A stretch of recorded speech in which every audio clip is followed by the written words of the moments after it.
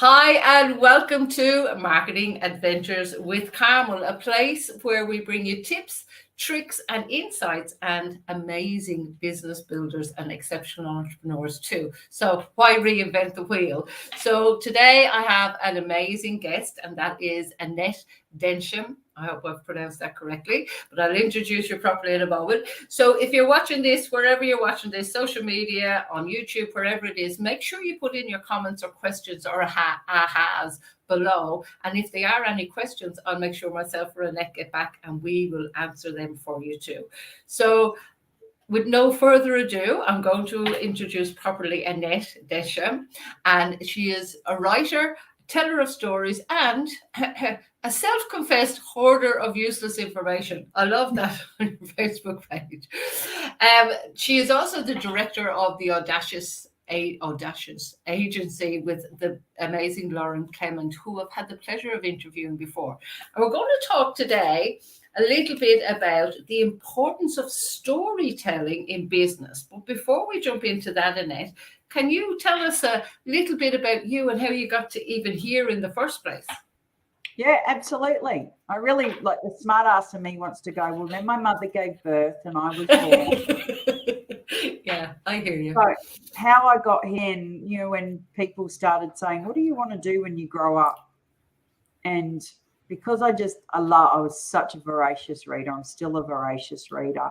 I thought I really want to do something with writing because I also was a prolific writer as well. So I started researching, and no Google back then. I had to go to the library about what type of jobs I could do with those skills. And I came across journalists. And I thought one of my favourite shows, I was a bit of a geek as a kid, was A Current Affair and 60 Minutes. I love 60 Minutes. I love Ray Martin and George Negus and Yana Vance and Liz Hayes. And, they were just like so learned and knowledgeable, and they got to ask these hard questions and people answered them. And I went, that's what I want to do. So that's what I did. Everything that I did from that moment on, albeit a blip with a boy when I was 16, is I worked to become a journalist. So I worked for News Limited and Fairfax throughout my career, writing for the Australian and the Financial Review and the Daily Telegraph, until I went, this place sucks, and as you do, and then moved into corporate communications. Like most journalists will either become comms people or PR people. Right. So I did both because I'm an overachiever. And when my last corporate job went, we don't want you anymore, I was like going, what am I going to do? And I went, I'll start what do you do when you're 43? You start your own business. Yeah. So I started a PR agency called Publicity Genie, which has morphed into the Audacious Agency with Lauren. And I'm still 35 plus years later writing stories, sharing stories, and asking lots of questions. Awesome. How awesome is it when you do something you love so much? It's no longer a job. It's actually joy, isn't it? Yeah. Oh, look, I love it. I love that process of, especially people who go, oh, I've really got nothing to share. And you start asking them questions. Some people you have to ask more. It's like pulling teeth. But if you ask them enough questions, I find around 45 minutes into a conversation, people start to relax. They start to, trust you because you're not being an asshole, and they start sharing their real heart and the real essence of who they are and why they do what they do and what their vision and their purpose is. And this is why it's all worthwhile, because you realize just how many amazing people there are out there who are doing incredible things in the business world, the not-for-profit world, from a community perspective, who really just need someone to ask them a few questions so that they can share their story, and we can all revel in just the way that they're making their impact on the world. That's awesome, and that's part of the reason why I do these, because there's so many people in business and they think they're the only ones that are stuck or not feeling good enough or blah blah blah, all this bullshit that we tell ourselves. And yet when they hear from real people like yourself that there was times I couldn't do this or there was times I struggled with that, it's kind of like, I'm not the only one, because we have this bloody internal dialogue eating at our brains sometimes, don't we? Oh, absolutely. One of my passion projects is I'm working on a book this year around imposter syndrome, because I work mostly with women, but I do find that it's a problem with men. It's a problem with men, but it's also a high achievers curse. Yeah. Is that little voice in our head that tells us that we couldn't, we shouldn't, you can't. Who do you think you are? You know, like, you're not as good as you think you are. Because that's how my business started. I started from such a place of self-doubt and lack of confidence that it took me probably 3 or 4 years before I really went, oh, actually, I'm pretty good at what I do. Like, so that's my project this year, is I want more people to recognise that they actually do have something of value to say, and that voice inside their head, they really need to tell to shut up. Yeah, actually, just a side note, but I'm sure it'll be valuable to other people. I've often mentioned it before. I don't know if you've heard of a book called Embracing the Selves. And it's from that sounds awesome. Yeah, it's from a modality of voice dialogue. So that's actually where it comes from. And for me, I put it into a metaphor. It's basically that we all have, it all comes from Carl Jung's work, as we know, it all filters down. But we all have a victim, a pusher, a this, that, the other. And it's whether they're primary selves or disowned selves. And when they're a disowned self, that's where, so for example, I had the disowned self of a victim. So every time I was faced with a victim, I was triggered. So that was kind of how it manifested. And then I went, oh my God, how many voices have I got in my head? And I liken it to a choir. It's like every voice is important in the choir. They just don't all have to sing together. And the ego's like the conductor. I love that. But it's very true, because we spend a lot of our lives, for example, trying to heal the damaged self. Well, the damaged self doesn't need to be healed. Its KPI, its job description is to be damaged. And it is just to protect, to take the arrow so they don't actually get into your inner self. It just needs to be embraced, ugly, warts and all as it is. So it's quite an insightful book. Yeah, I love that. I'm going to look that one up. Yeah, that's how I manage. I go, oh my God, I've got all the choir is singing, or they're not. The choir is very quiet, one or the other.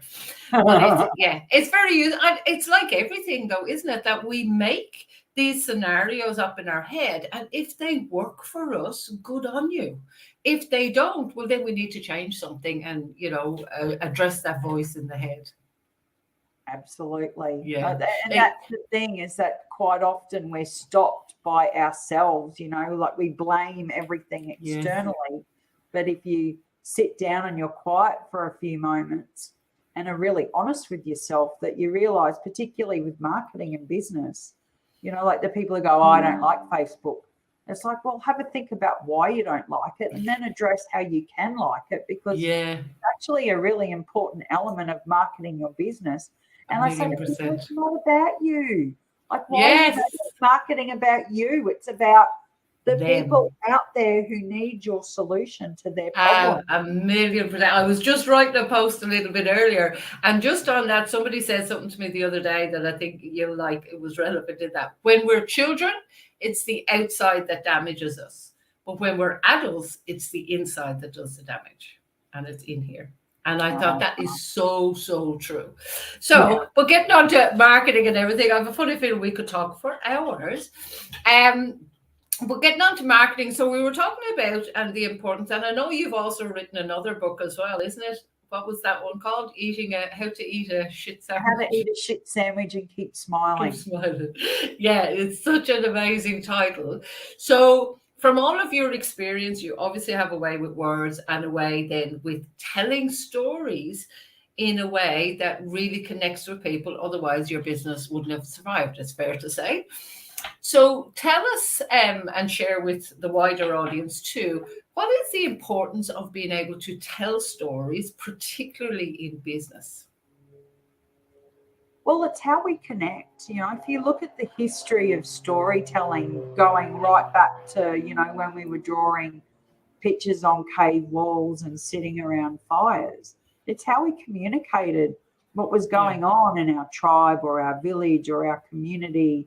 And it was, how we connected, how we built relationships, how we really worked out the people that we wanted to be with, the people that we could rely on. So when you translate that into a business scenario, is that if you're not telling your stories or letting people in, then they don't know who you are. And when it comes time to, choose between this person and you, and that person over here is, blogging, and they're writing articles, and they're showing up on social media, and, they're doing the stuff and the things around sharing their story, then the audience is going to have a bigger connection with this person. But there's actually a scientific reason why storytelling is so powerful, because both people benefit, not just the storyteller, but the receiver. It creates this chemical reaction in the receiver's brain, which makes them more open to receiving information from that people. And why would we not take advantage of Mother Nature? Yeah, absolutely. And you're so right, because if we didn't communicate or connect back in the day of the masculine and feminine, for example, especially women, if they didn't communicate with other women and, who had kids and whatever, there was no protection while the man was away. And I know, don't jump on me, anyone, and say, oh, that's not how it is now. But that's how it started. And in theory, that's kind of how it is now. Whether it's the masculine and feminine energy or a physical man or woman, I'm not getting into that argument. That's not what I'm talking about. But that's the truth. There was always somebody went out to provide. That was their job. And the others had to create community and had to signal and communicate and talk to each other in order to be safe as well. Yeah, so it's a very, very good point. Yeah. So, well, tell us, because you are the storyteller, what is the best way to, from a business perspective, to market yourself? Because quite often what I'm hearing is, and especially again with women, but not exclusively, is they don't want to be all over Facebook all the time, or they're scared to be, or they find it too hard. It's too much time. I'm scared of people seeing me. So what's the best way for them to approach telling stories in a way to attract clients?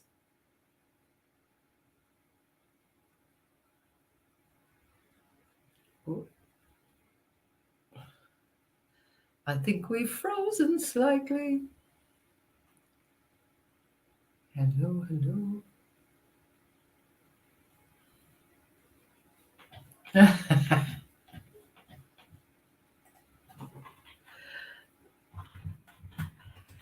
So Annette is actually just frozen. She hasn't just stopped and thought about what I was thinking. Her computer just crashed. She's just messaged me separately. But you know what? This is what happens when things happen. What do? You keep on going. So Annette will be back in a moment. And I'm so looking forward to, because Annette has written a book, she's written another book. She has, as she told you, been a journalist for so many years, and now in her own business. So she has a knack of telling stories in a way and engaging people on social media so that they will engage your services and come to you. Now, I get that some people feel they don't have the time, they don't have the resources maybe, or they're not techie enough. That's quite often what I hear, especially in my line of business, which is more around video. So I'm looking forward to when Annette comes back in, and we'll pose that question of what are the best types of stories, but more than that, where can you put your stories? So some people write blogs. And if you listen to my interview I had last week with Nick Cree, we talked about doing a video and turning that video, then translating or transcribing it, that it goes into a blog as well, using some of the quotes from that video that will also go into, say, on Canva, they'll go into quotes for yourself. So it's really awesome, not only to know what content to write, but where to write it. Now, Annette is coming back in right now. There we go. That's okay. You froze on the screen. So I kept talking. Computers, hey? So look. Yes. So where is, I've kind of prefaced it for you now in between, instead of stopping the interview. I thought, where Number one is, where is the best place to put stories, but what kind of stories are best to put out there? Yeah, absolutely. Well, the best place to put stories are first and foremost on your own real estate, and that's your website. And I think Yeah. a lot of people make the mistake of thinking that once they've done their website, that's it, done and dusted, let's move on. It's not a billboard. It's Yeah. actually something that, Google rewards you if you continue to put, recent content on that, ticks their criteria. And it's where when people Google you, what's one of the first thing that comes up is more often than not your own website. So making sure that you've got a compelling about us story, Yeah. and quite, I mean, like there's lots of different, thought processes. People may not agree with me, but I'm a big one for writing an about page that actually has a bit of heart and and personalizes the business.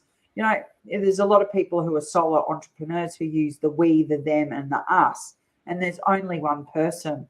I think, to me, that's a little disingenuous, is that if you are a sole operator, tell people, be proud of it. Share with them, how you got to be where you are and what it is that's really excites you about your business. Another place to tell stories is your bio, or the about the team, or, something about you. And quite often what happens is people write it like it's some boring old corporate, review. Is like, put some personality in it. Yeah, And exactly. really give people an insight into what makes you tick, because people do business with people. They don't do business with logos. They don't do business with brands. At the end of the day, they do business with people. I mean, look at the growth of the influencer marketing. What's that? Yeah, 1,000,000%. People. Yeah. So the first place is your website. The next place is your social media platforms. Is that you've got so many opportunities. And like, I know for a lot of people who are, like micro businesses or solo operators are like going, oh my God, there's so much stuff I have to do. There is, So yeah. Yeah. But the thing is that if you create 4 story ideas a month, you sit down once a month and you go, what do I want to talk about this month? And you go bang, bang, bang. And you write those 4 blogs which go up on your website. You can repurpose those and use them on your social media, where you're still continuing to tell those stories. You're not coming up with new content. It's stuff that you already have.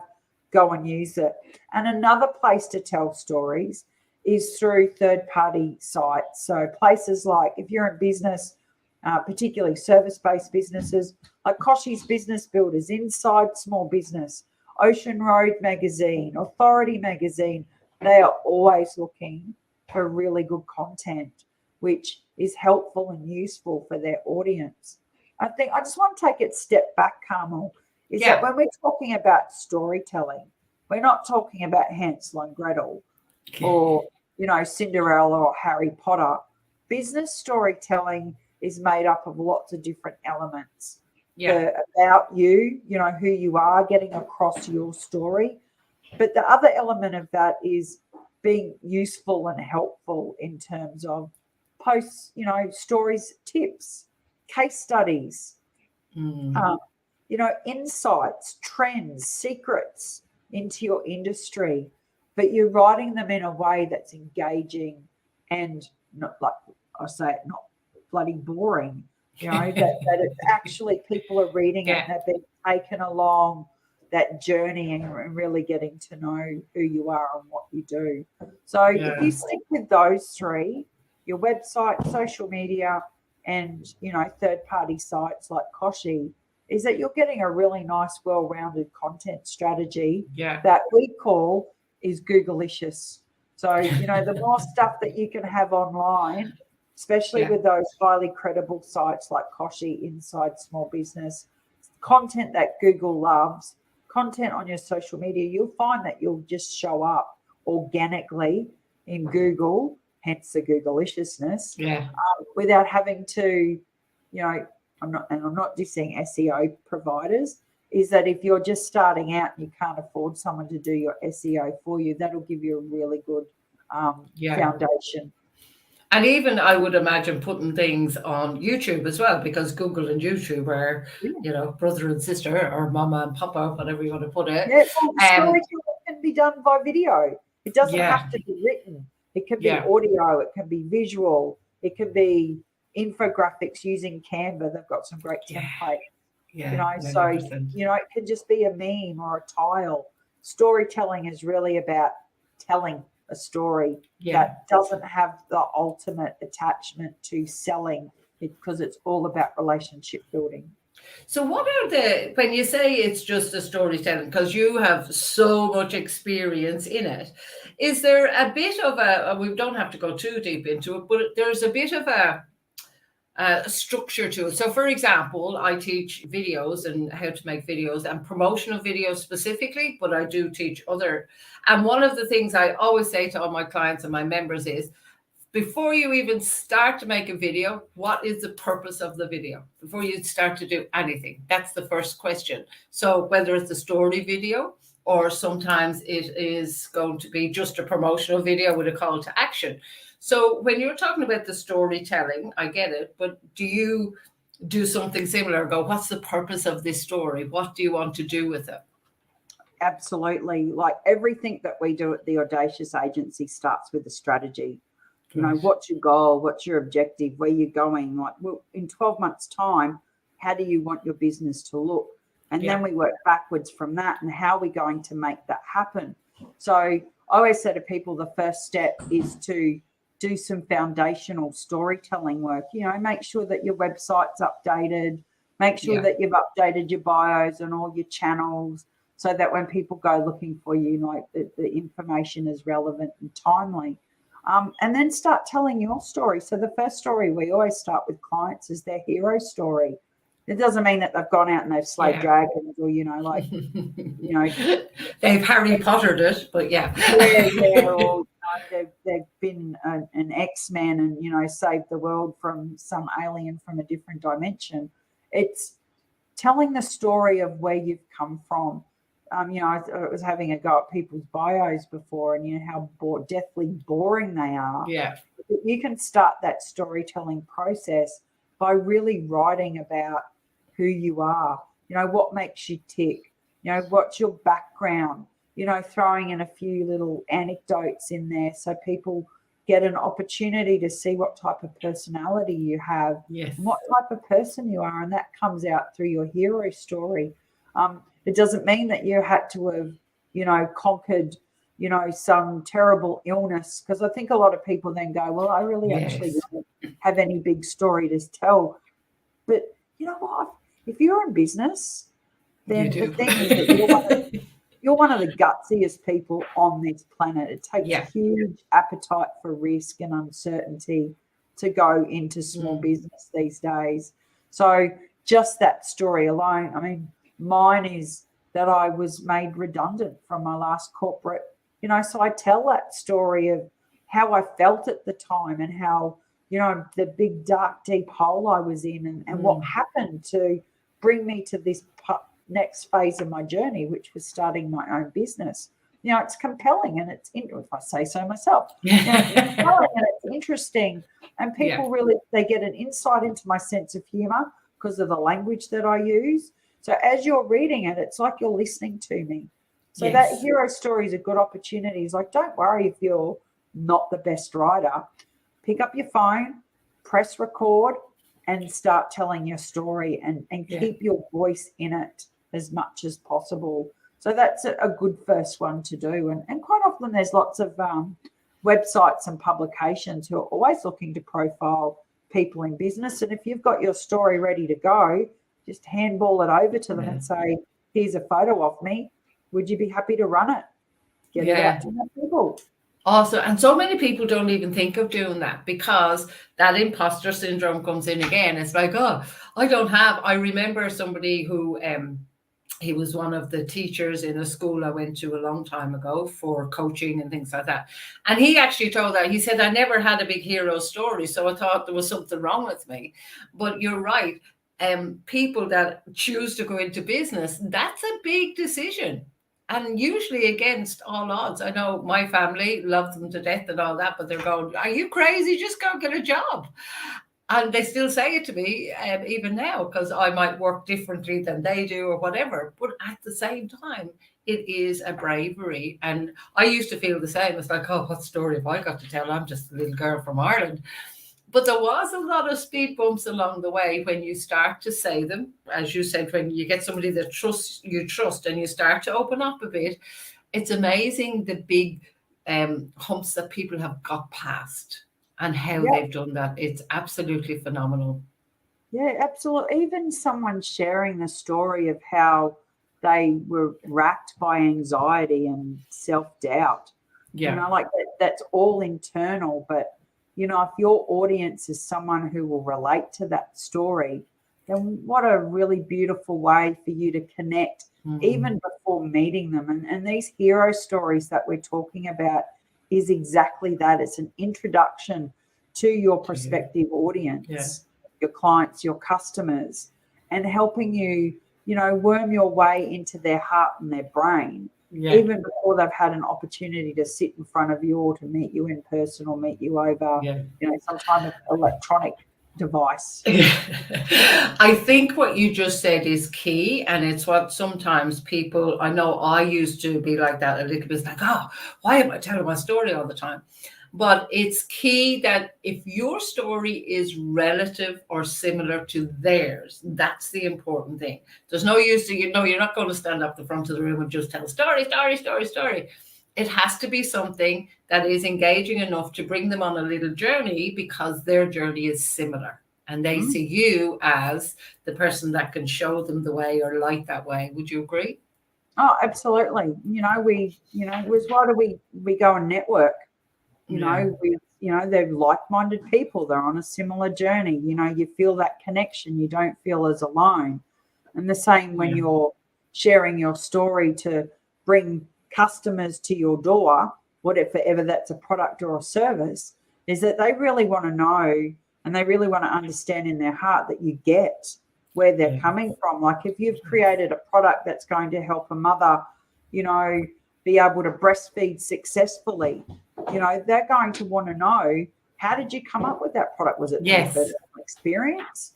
And if you can do, like Jordana Edwards from Breastfeeding Tea Co. is just brilliant at that. You go to her website and her story's there and you go, this is a woman who gets it. If I'm going to buy a product, I'm going to buy it from somebody who gets my pain rather than a multinational who you kind of like go, well, they really just want my money. Now, I'm sure Jordana wants your money as well. I know what you mean.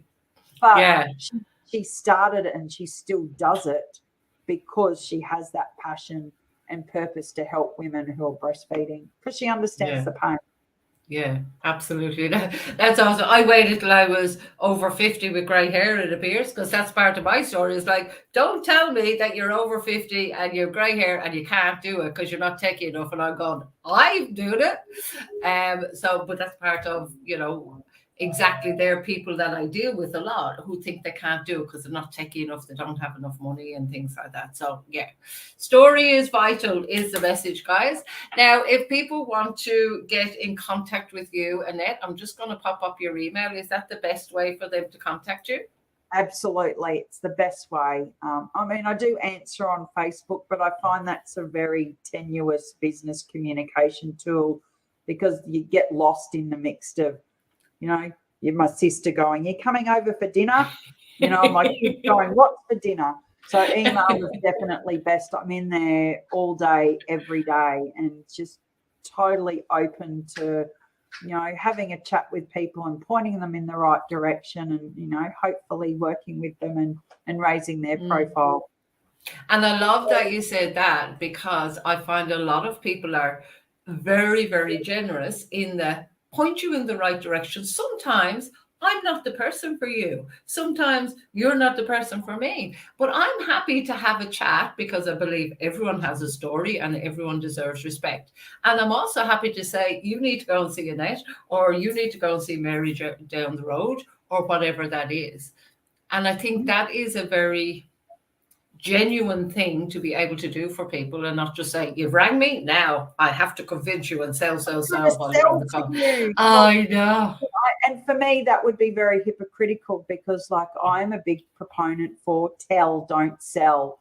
And sometimes, love that. you know, we do 20-minute free, you know, no obligation phone calls, because we know lots of people. We've worked with lots of people, and sometimes they'll say something and I'll go, you know, actually, you're not ready for us yet. I think that you need to go and speak to this person. I've looked at your website. It needs a little bit of work. Here's some suggestions for what you need to do, because I'm a big believer in a rising tide lifts all ships. I have heard that quote literally 5 times this week. I really believe it, because I think the more that we can help each other out, that, you know, and here's, you know, a quid pro quo, you know, it comes back to you, that if you help others, eventually the universe finds a way to reward you for helping somebody else. 1,000,000%. I just had that happen there about 12 months ago.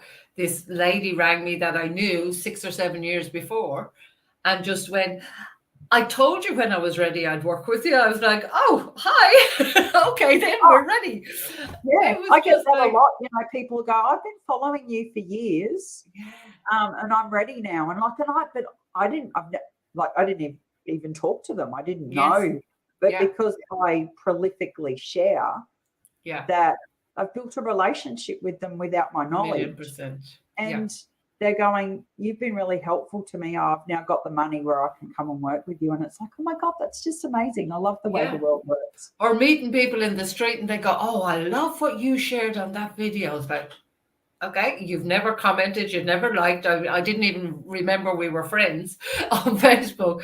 But Carmel, and that's a really important point that you've just made, is that we're so fixated with statistics and data, and rightly so, what gets measured improves. But when we are so fixated with it through our social media platforms and our Google Analytics, but more specifically social media, is that you don't always know who's reading your stuff or watching your stuff, because not everybody, you know, Pareto's principle, the 80-20 rule, you know, 80% of the people who are watching you will never say anything to you or engage with you until they're ready to work with you. And if we're too busy like going, oh, that's it, I quit because nobody's commenting on my stuff, then you're missing out on a whole heap of business. And you're missing out on a whole opportunity to connect and build a relationship with other human beings who might need what you do. And more than that is, if you're comparing yourself to someone who is getting lots of likes and comments and whatever, that's not a good thing either, because you don't know what's going on in the background of their business either. Absolutely. So just stop watching the likes and engagement on your social media and just keep putting it out there. Yeah. And they don't pay the bills either, the likes. Annette, thank you so much. Remember, guys, please ask any questions that you have. I'll get hold of Annette if I can't answer them. If I can answer them, I'll try and answer them for you. And maybe we'll have Annette back on another time. But for now, it's a bye from me and bye from Annette. Bye from her.